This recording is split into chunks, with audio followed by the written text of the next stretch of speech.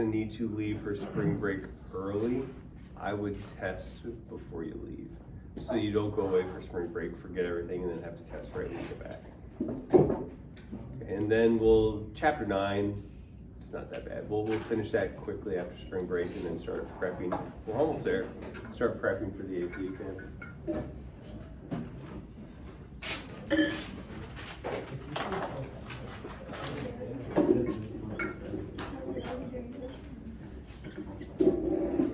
John, this is what you were trying to do when you started class today.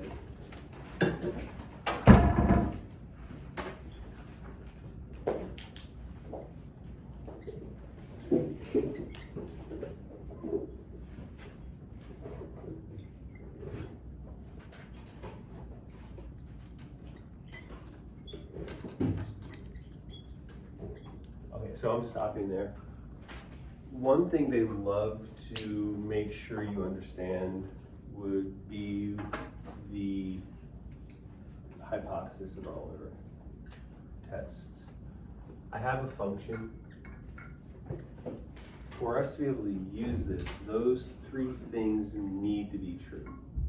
And it's a function, it's not a sequence. It's just some curve I could graph. Y equals f of x.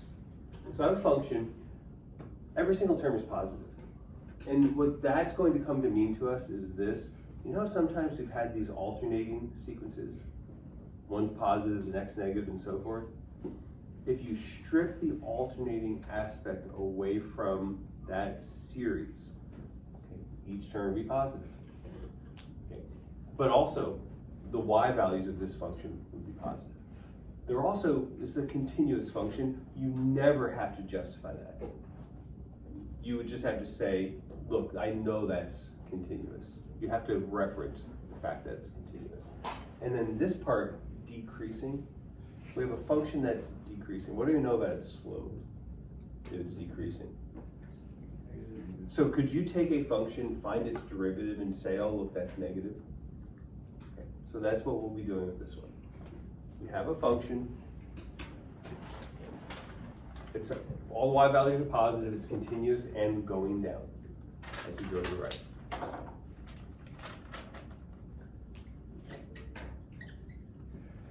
This next part, we're going to eventually change, and we're going to say this. We have a function, and eventually these three things are true. Eventually. We don't care when that starts. And so since we're going to relate functions to series, like John was trying to do when he said, oh, that's that p thing, the p thing right here, we don't care what's going on with the first 10 terms. Maybe I have a negative term.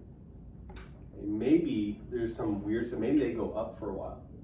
But eventually, if the function or if the terms of the sequence or the terms of the series, if then at some point they start behaving nicely, we can still deal with them. Because once again, we don't care what's going on with the first 100 terms. It's the last terms toward the end that will determine the convergence or divergence.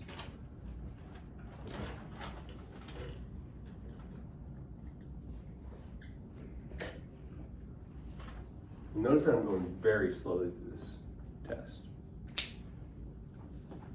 I'm going to draw a picture of what I just wrote there.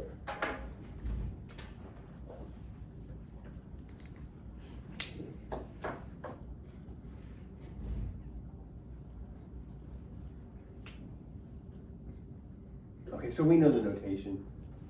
F of x, or f of n in this case, would be our function. A sub n would be the terms in some sequence, right? And you guys all know that every sequence will have a starting term, and then a next term, and a next term, and so forth, right?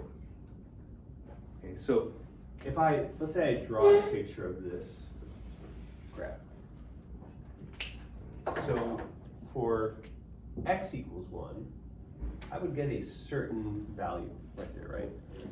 What this is saying right here is that a sub 1 would be the same value as that y value on the curve.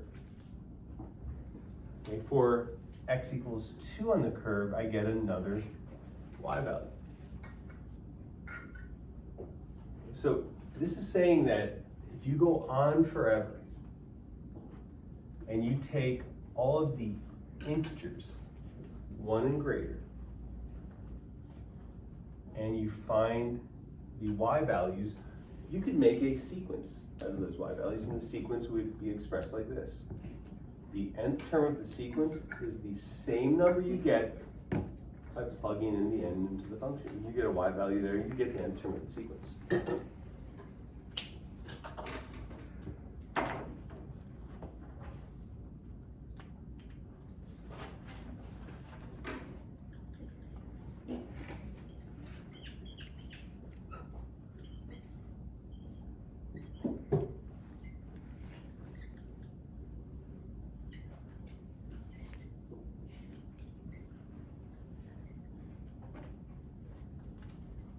And I'll finish it after a bit.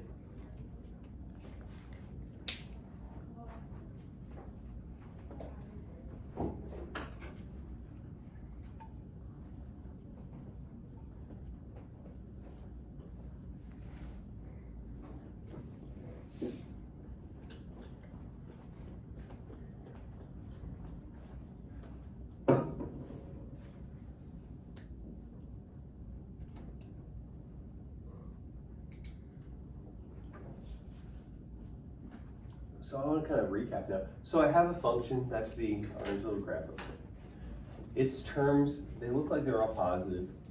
That's continuous, no gaps. And I've made it look like it's decreasing. Maybe I'm trying to make it look like it's approaching 0. Okay.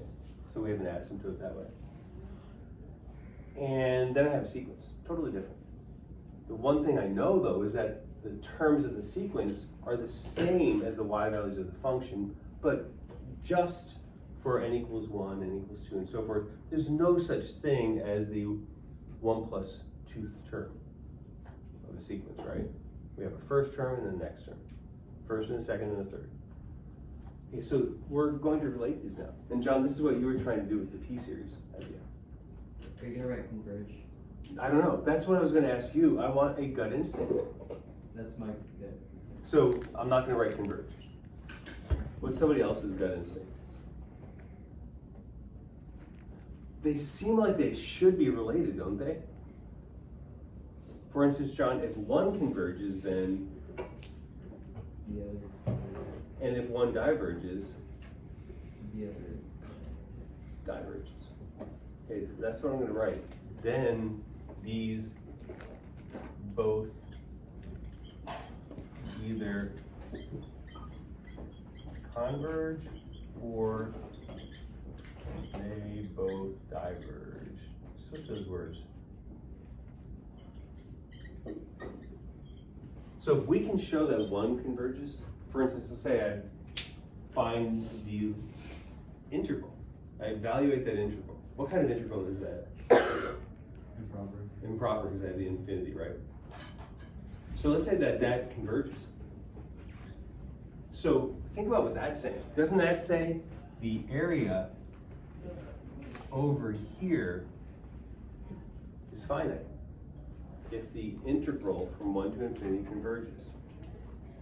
That's saying if you can prove that, then that sum must converge. Does that seem intuitive? If this area adds up to a finite number, then that number plus this number would also add up to some finite number. Does it say they add up to the same number? Would that make sense for them to add up to the same thing? I don't know. What do you guys think? Let's see a gut instinct with that.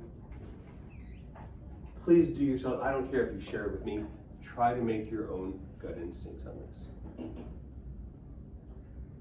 Wouldn't it be similar What do you think? to the agreement sums? Maybe. Which do you think would be bigger? If I took all these rectangles and add them up, and then I said, okay, I'm not gonna do that. I'm just gonna add that number plus this number plus this number. Which would be bigger? The series, this is another gut instinct. The series or the area under that curve. Everybody make a gut instinct of that one. which would be bigger, the sum or the integral? John, you want to be brave here? Yeah, they're equal. Okay, that's one guess. I need somebody to, I guess there are three possibilities, aren't there? The area? That's one. Who wants to take the sum is bigger? Liam gets that one. Sorry, Michael.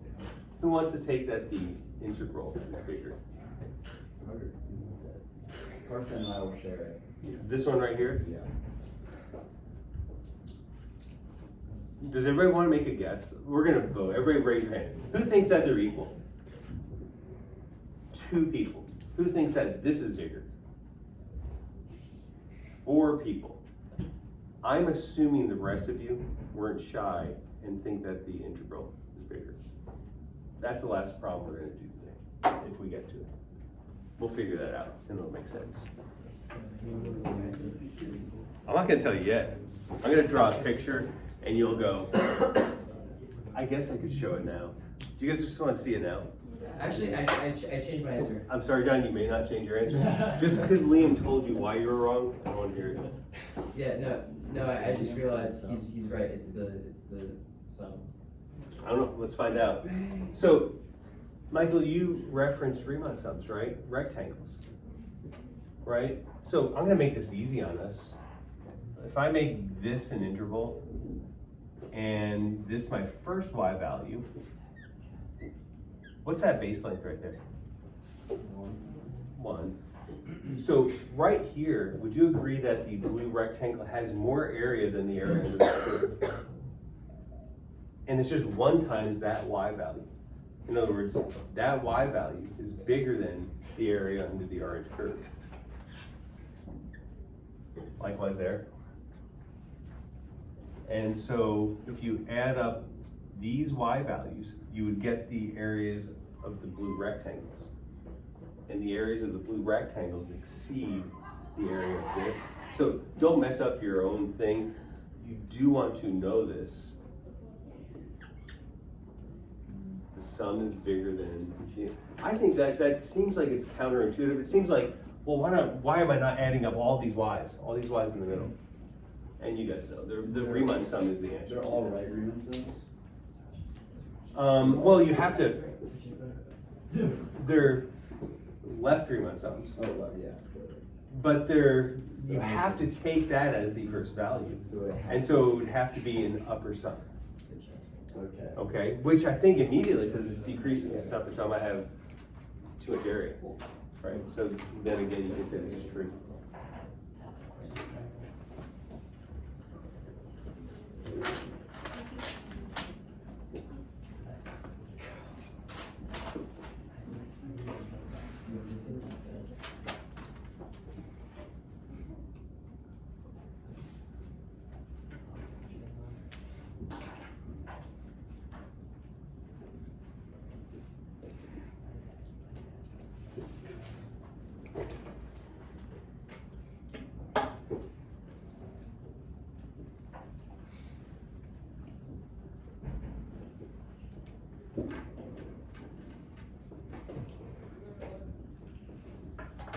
Let's keep making that gut instinct grow. What's the answer?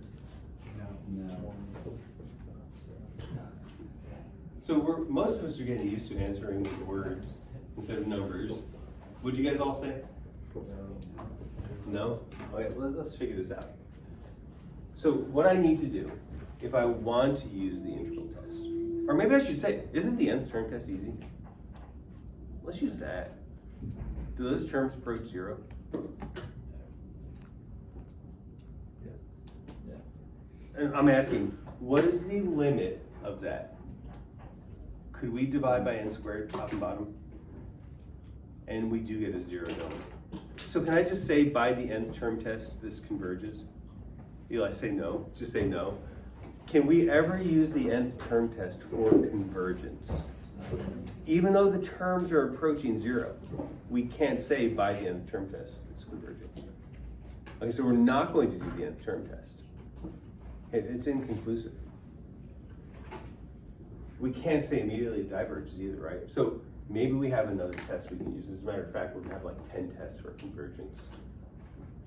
It's one of the reasons I let you guys use a cheat sheet on this test. So what I'm going to do is I'm going to say something like, let f of x equal x over x squared plus 1.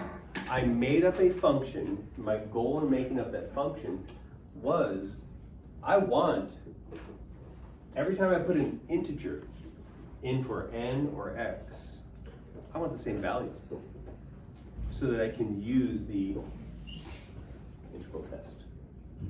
I have to have the same value on the sequence as I do for the function, for any integer value of n. So I made that happen. It looks pretty easy, doesn't it? You just turn the x's and or n's into x's. Then I have to look at that function and ask myself, would the terms always be positive? Like when n is, or x is negative 8?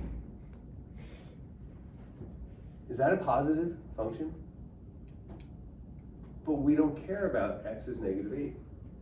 Because this tells me right here, I only care about values greater than 1. So now I can say, for any x greater than or equal to 1, the terms of that function would be positive. And then, is that a continuous function? This one we need to care about. If I had given you a function with some sort of asymptote at x equals 7 here, I don't know that we could actually do this. We'd maybe have to split it into improper integrals to see if it's convergent. Okay, but we don't have an asymptote, right? We're never dividing by 0 for x greater than or equal to 1 on there. And that's all you would need to say. You don't need to prove that to me. And then, this is a key one, are the terms of that function decreasing?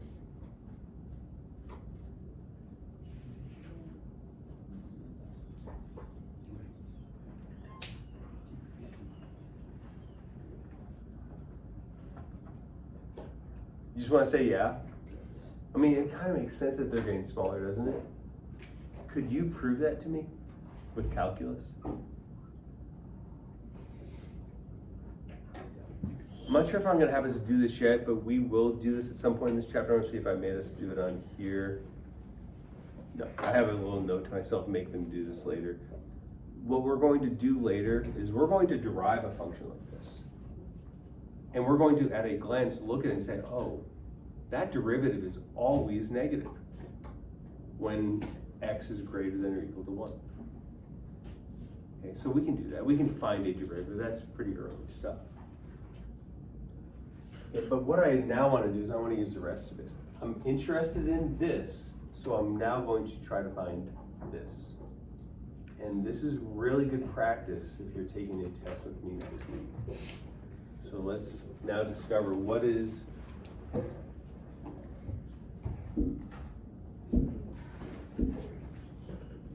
Carter, I seem to have not written that properly. What do I need to do? It should be a dx. dx, that's right, dx. Thank you. Okay, so I need help. Adapt that. What's the first thing I need to do? I do need help, John. Actually, participation is really helpful. It really is. So no matter what it seems like, John, I actually appreciate you. Thank you. What should I do? Eli had a great idea. Who did? Eli did. Eli, what'd you say? Use substitution. Eventually, you're right, but that's not the first thing I'm going to do. The limit of b as it approaches infinity, and then the integral. So this is a free response problem worth 3 points. You got the first one, you got the second one. Okay, but we want them all, right? So we're gonna do everything. We have to show that we recognize that this is improper. Should I use an A or a B here? Yes, B is the correct answer. Is that important though?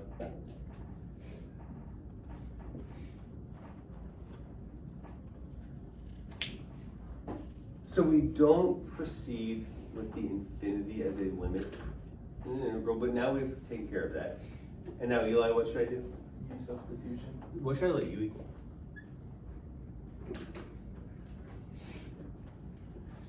X squared plus one. Very good, that's exactly what I was.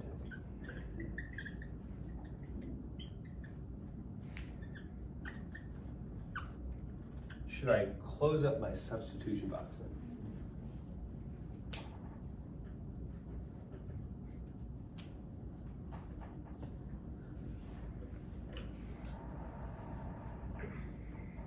Should I do this?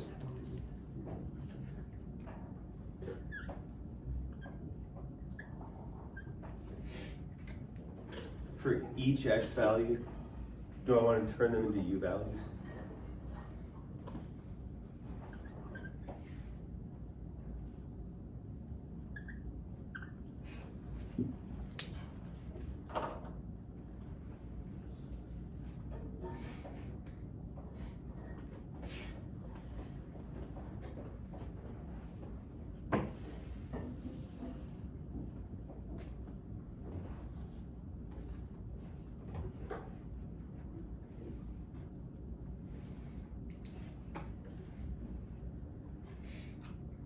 Can I pull the 1/2 out in front of the limit? I know I always pull it out in front of the integral, but if we have a limit of an integral, can I pull the 1/2 out way in front? It does simplify things, doesn't it?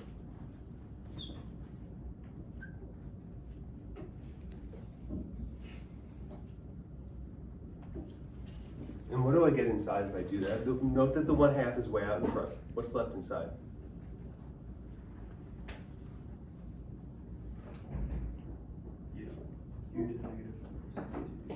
U to the negative first, I'm not gonna write that. That almost looks like it's a power function and I would use some rule that I'm not going to use. 1 over a linear fact, 1 over u. And I'm saying it that way, what do we get when we antiderive that? 1 over u du like that, and so I get 1/2 limit as b approaches infinity of the natural log of, do we need the absolute value part of this? Or am I just dealing with positive values for you? I'll put it on this step, just so we have it there. Do I get a plus big C? No.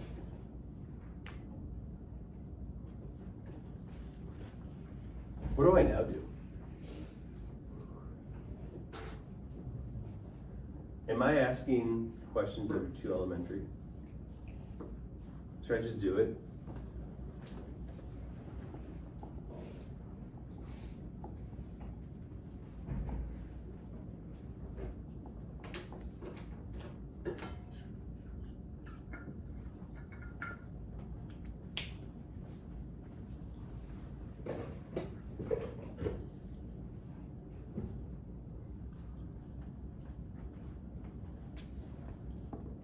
So an elementary question would be, can I evaluate the limit term by term? Maybe I've asked them often enough this year, where we just now can fly through these problems quickly. I kind of feel like I can stop though. As b approaches infinity, b squared plus 1 approaches infinity, doesn't it? What happens to the natural log graph as we go to the right?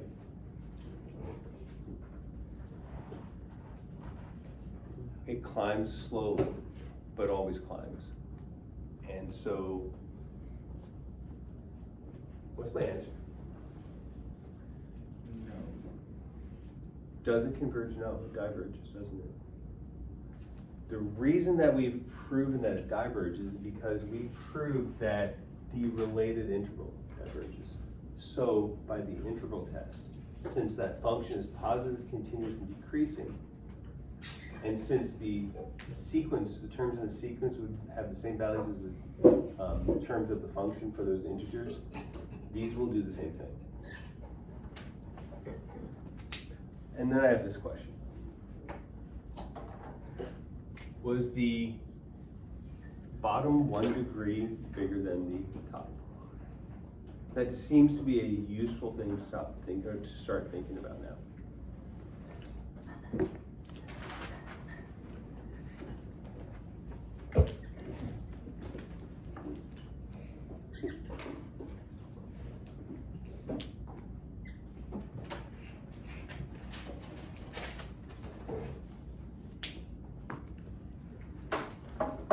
And so I want you guys to, actually, JJ, you said you wanted to come up and volunteer.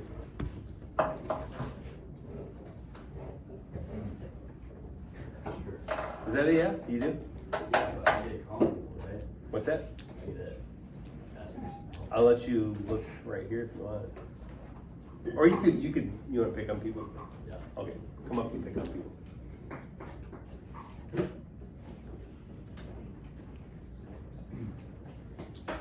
All right, Michael, what do you wanna do? How do you start this?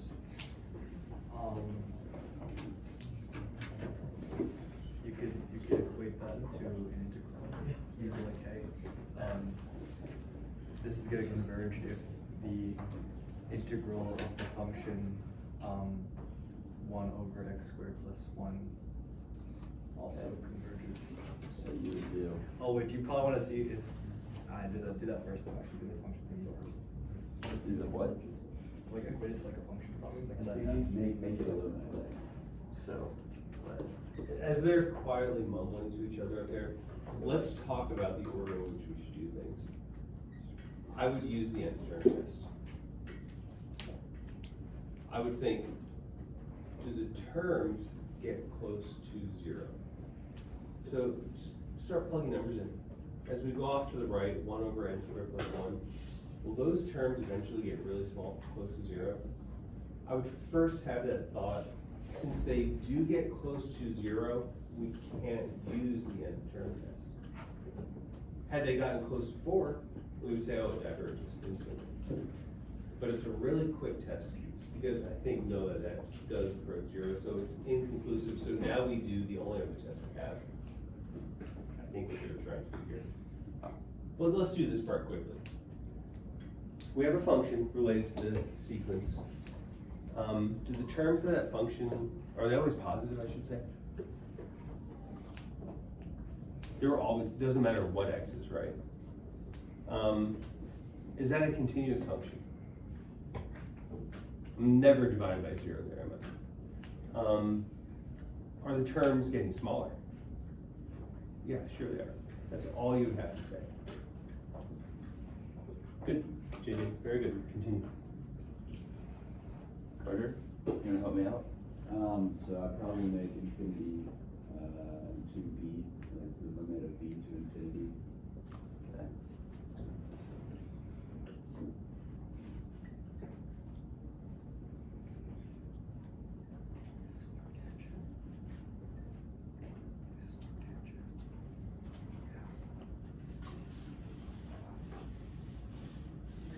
Like that. Oh, JJ, before you shut the first recording off, I think you wanted to say something to the kids who are missing today. What was it you were gonna say? Oh, good luck. Most likely they're watching this after that, Yeah. so they already know if they Yeah, won. they Do you think they perform- won? They perform on Friday. I know, but they're not gonna watch it before Friday. Do you think they're gonna watch this like Sunday night? Do you think they won? Yeah. All right. Yes, they will. Carson, you wanna help me out? It kind of looks like arctangent to me. Wow. Great observation, Carson. Yeah, so what should I do with that? So you should make it, arctangent b minus arctangent 1, perhaps?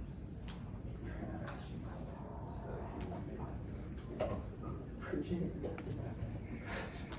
She's probably wrong.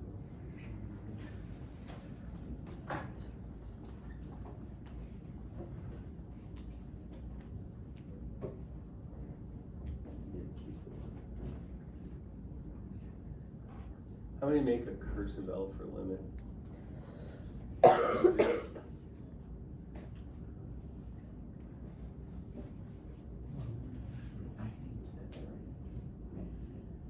Are we good? Is that the answer? This is good so far? Is that the answer? Well, no, this isn't the answer. We still gotta do more, right? Should we have them put parentheses around? Yeah. What is that?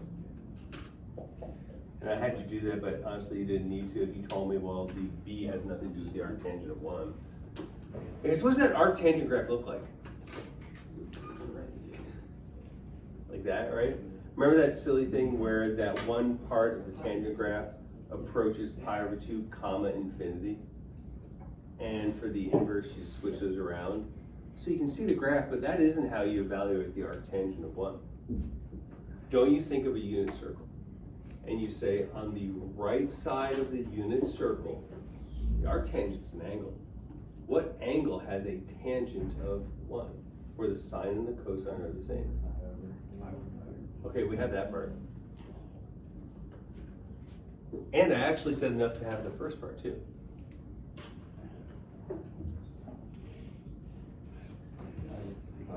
Pi over 2, right? That's that part of the graph approaching infinity comma pi over 2. And so the answer is pi over 2 minus pi over 4, JJ?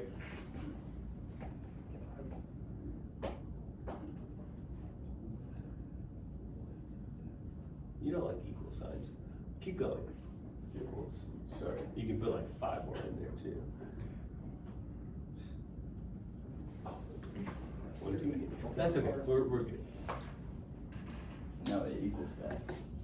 No, we just saw. They're an equal, right? Which is bigger, the sum or the integral? Okay. So anyway, what does that equal? You can ask for help. Izzy's not doing anything, but Izzy is so bored right now. Yeah, Izzy, what is this equal? Guys, what's 1/2 minus 1/4? 1/4. Is pi over 4 the answer to this question? I didn't even ask a question, did I? I meant to put, does it converge? So is pi over 4 the answer? What's the answer? Converges.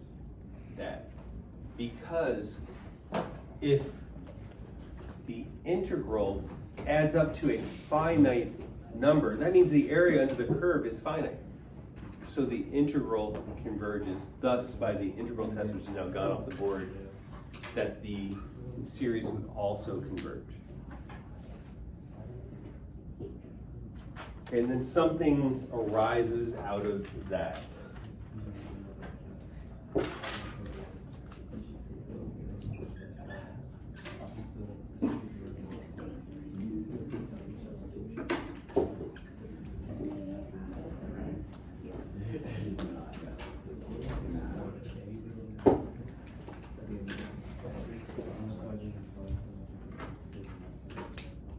Thank you.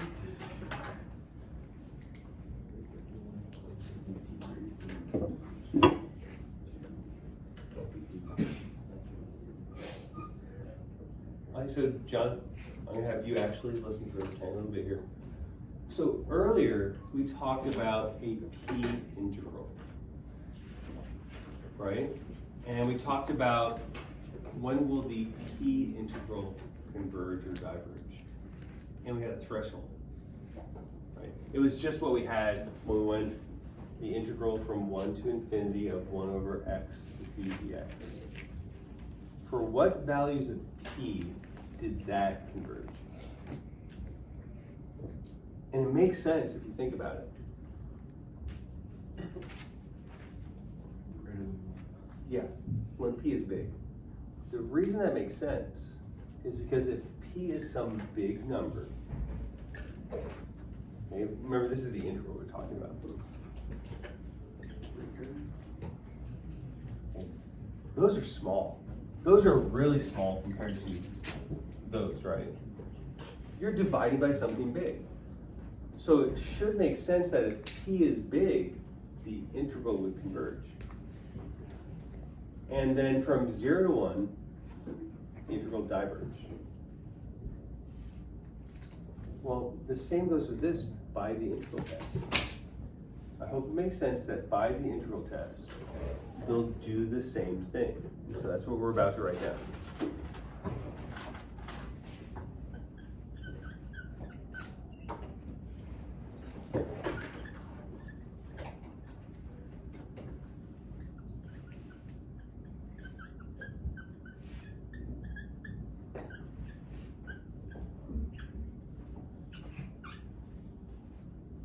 And this is the second big series of the unit. this includes the harmonic series that we talked about earlier. And that would be when P is 1. The first big series was the geometric one. The second one is the P series. And we're gonna have to know when each converges.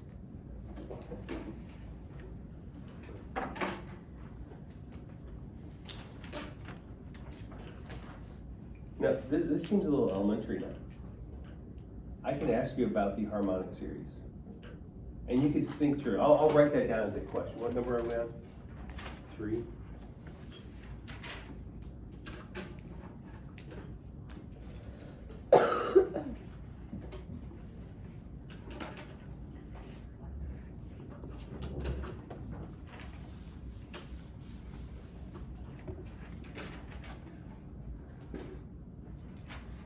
This comes up so often, you guys are gonna look at this and you'll instantly think that is the divergent harmonic series.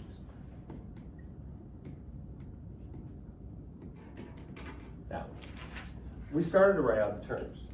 1 plus a half plus a third and so forth, forever.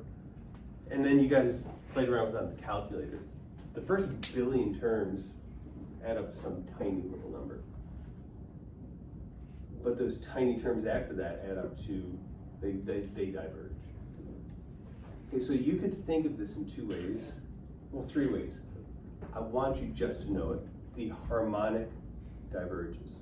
Or it's just a case of a P series when P is 1. And when P is 1, it's divergent. Or the reason that it diverges is because if I said make an integral of this, wouldn't you get a natural log? And the natural log graph goes up forever.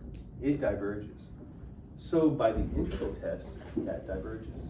So we know 3 reasons why. The first one's the best. We're just going to know this. Just like we just know the geometric.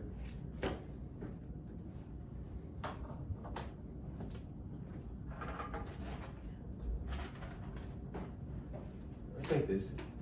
No, I'll make it 4. We have to have a good example in here of something that does.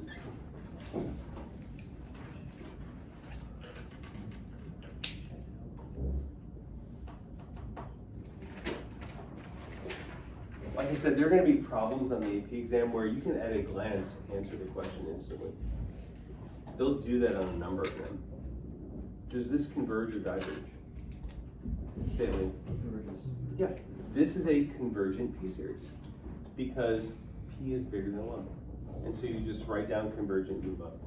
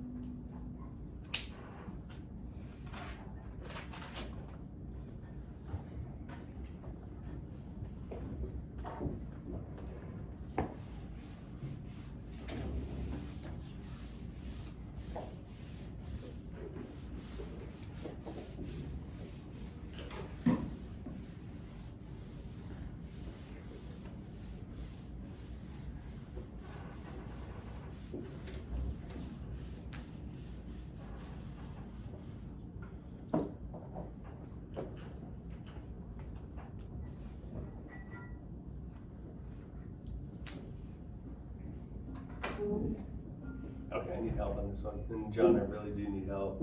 I need to see that we're getting this. So I've now put up one that isn't obvious. We do want an instinct though. What do you guys think? Diverges. And you can just keep your thoughts to yourself. Diverges. Did I hear diverges and you diverges? Anybody want to say it converges? So I'll tell you this right now. This one diverges really slowly. Think about the terms. Okay, instead of just having n on the bottom, I have n times something that's pretty big. Does that make us want to change your mind? You guys are going to stick with diverges? What's the natural log of 1,000? No. It's a big number, isn't it? So the 1,000th term would be 1 over 1,000 divided by the natural log of 1,000, right? Will anybody make the guess that it's going to converge? Is it because Liam guessed it and he's always right? It was you, wasn't it? Yes, it was Liam. Yeah. What should I do if I want to actually evaluate to see if this converges or diverges? What should I do? Somebody say the nth term test. And we can't use it. The terms approach 0. But it should be your first instinct, right? Turn it into a function. Turn it into a function. Okay, we'll do that. Let's try to do this pretty quickly. You guys race me. Everybody do it on your own. What were the 3 conditions for us to be able to do this stuff? Continuous, decreasing, positive. Are all of those things true?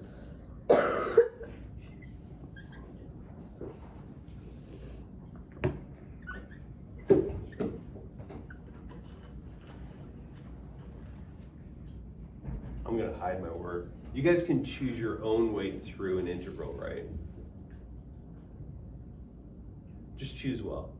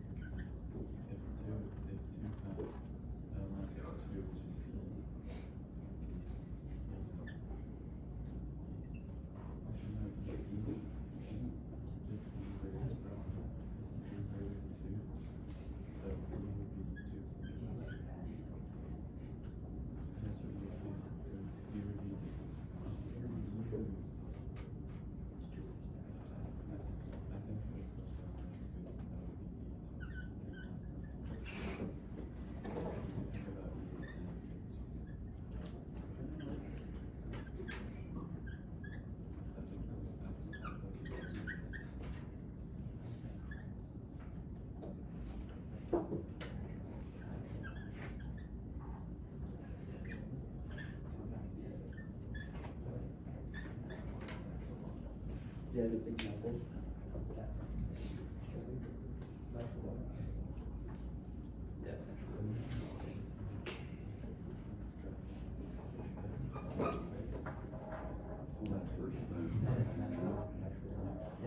Was my argument trying to convince you guys bad? But I can usually actually change minds, but nobody changed their mind on this one. Did I stop at a good place? Is it clear that as b approaches infinity, that term would be infinite? And that's just some constant. And so this diverges, doesn't it? And so by the integral test, so does the related series over here. Did that argument not seem compelling?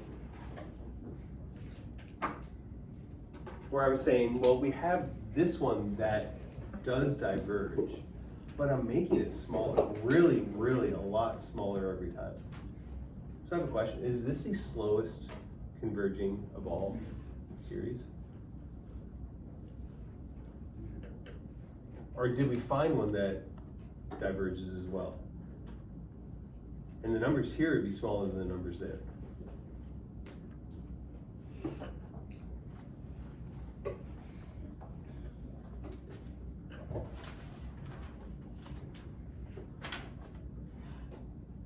Last question of the day.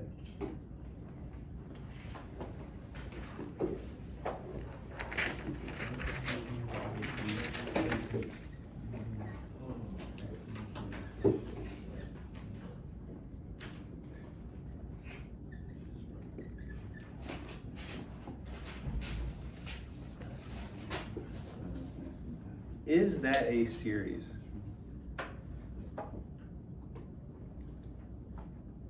Mason, what do you think? Is that a series? It looks like something really random. But do I have terms that are all added? Yeah. And is that our definition of a series? It could be a series. I think it is a series. And are the terms random? I don't think, they look something less. Look at the top. Look at the top. Is there a pattern to the top terms? The top of each term. That's an easy one. Look at the bottom. And you may have been taught to do this last year, I don't know. What's the difference between 4 and 7? It's going up by 2. We're adding the next odd, aren't we? So plus 3, plus 5, plus 7. Did you learn that that's going to be a quadratic relationship?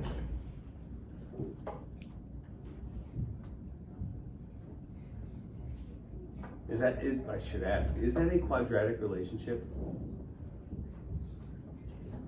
I guess what's 1 squared plus 3?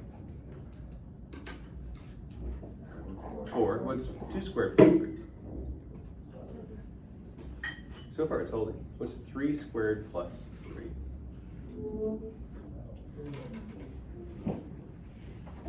Okay. So I think JJ, you did a great job at the board earlier. I think you do a wonderful job picking a person to come up to finish the day for us. We have 10 minutes. Who do you think would be just do an awesome job up here? Who do you think will? Will do, yeah, I want someone who you think would do wonderfully. Jack, JJ must not like you. Come on up. Jack, you're just gonna be in charge. You get to pick on people. And the first thing, Jack, that you have to pick is the person who you know will be able to express that as an infinite sum with sigma. Alright.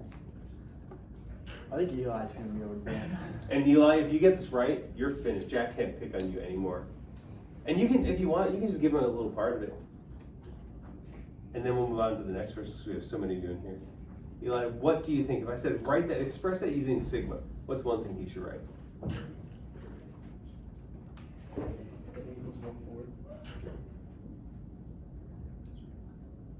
N equals 1/4.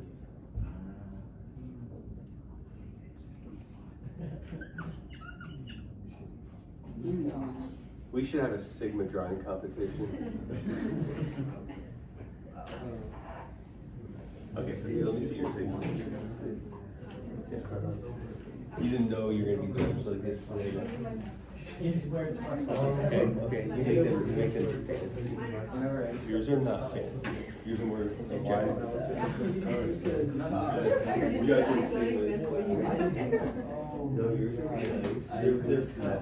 When they're parallel top and bottom, they're good sigmas, usually. Yeah, they give you Are these yours? infinity on top of them. That's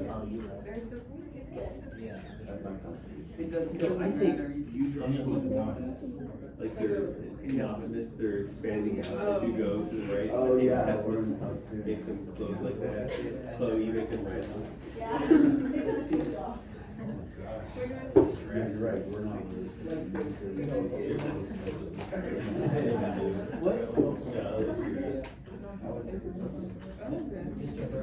Did we actually get that right, Eli? Yeah. We did. I don't know, Jack, what do you think we should do now? You pick somebody to help you with what we're doing. John, let me see your signals. Let's see. Looks like that. I want Carson. Carson wants to go in there. We could do the turn test. Those are pretty good, Mason. Those are good.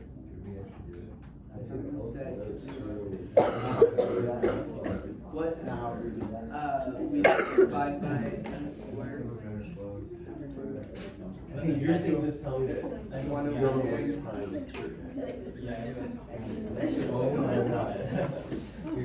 Oh, you have your signals.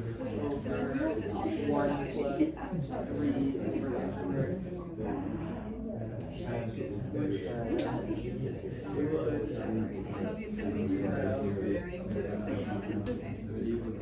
It doesn't work. They